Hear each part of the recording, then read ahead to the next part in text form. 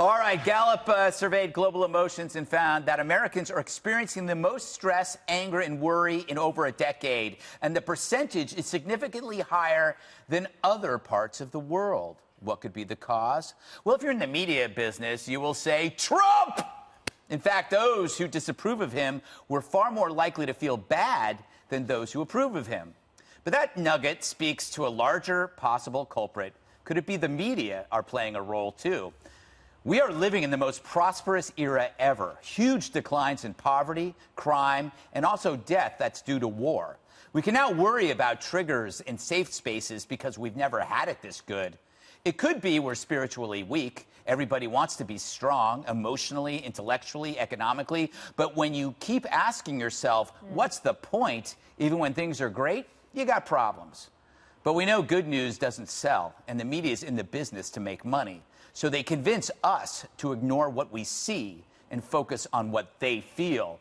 Unfairness, anger, outrage, pain. To them, catastrophe is king as we hurtle towards some environmental, social, political Armageddon.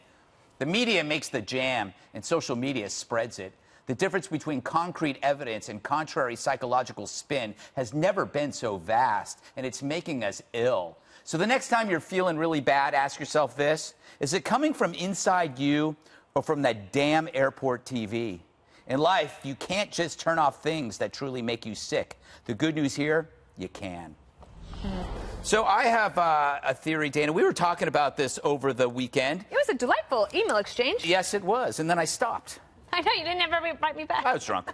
I think that in America, we have so much prosperity for so long that we are used to it, so that we are more likely to be stressful over little things. But if you look at places like in Asia where poverty is dramatically reduced, maybe perhaps they're more grateful that they've moved out of extreme poverty, but we were already out of it. Or like what you worry about, yes, because I think that human beings are natural worriers. Right. Right? And you have anxiety because that was survival of the fittest. So there's a evolutionary part, but I also think there's a spiritual part.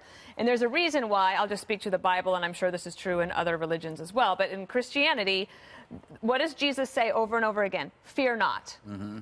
There's many, many passages about turning over your worries to God. You don't have to worry about anything. I got you. Like, that's okay. And so if you grow up in that, and you can kind of remember it as an adult, you have to relearn the lesson over and over again, which is why you keep going to church and Bible studies and all that. I do think that there is some personal responsibility involved here, and that it's that the media can exacerbate things, and I'm going to include social media in that. We already know that people are looking at their phones going, oh, my vacation sucks, and my dog is not as cute as Jasper, and I'm kidding. My dog is as cute as Jasper.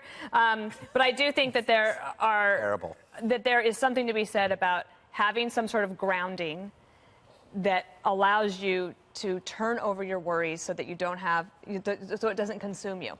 Jesse, you might be the least stressful person I know. Am I right to say that? That's true. I think so. I got a puppy, and that really helped me out. And Juan just got back from Belize, and he's been much more chill. And I agree, though, this country should be so mellow. Weed is legal pretty much everywhere. I don't understand it. But to Dana's point, I would agree. I would agree people are not going to church as much. They're not getting married as much as they used to. Everyone's afraid to touch each other now, physical contact, you can't do that anymore.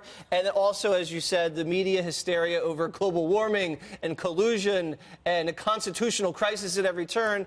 And the social media aspect, I think, and no one goes outdoors anymore. Yeah. Go outside, go, walk under a waterfall or something like that, see a rainbow. In Manhattan. Do some yoga, something like that, have a drink, take a girl out, you'll be fine.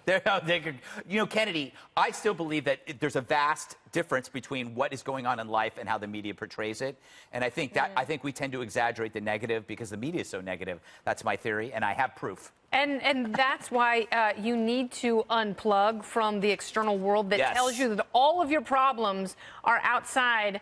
And you sound like a damn hippie who's taking a big patchouli bath. But I have to say, I absolutely agree with you. Yeah. And so much of this has to do with mindfulness and not being in the moment.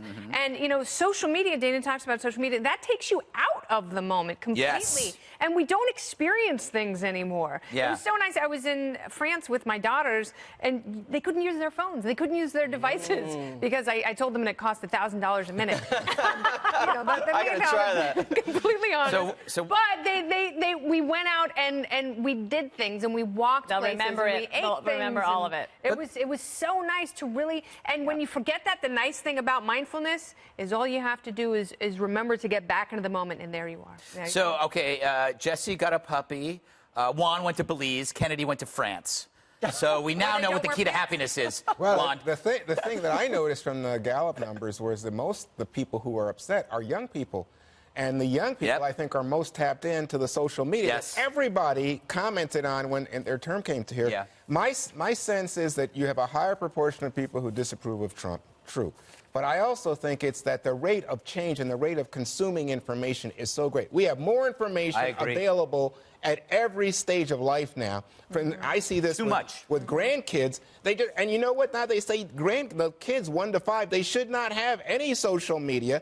It slows down your brain function. It does. But I think that people just kind of become addicted to looking at the phone, tapping into the Facebook or whatever.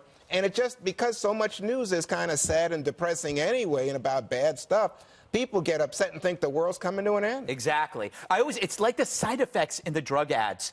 They're there, but they make everything seem like you're going to get it. Yeah. I'm going to get all of these side effects.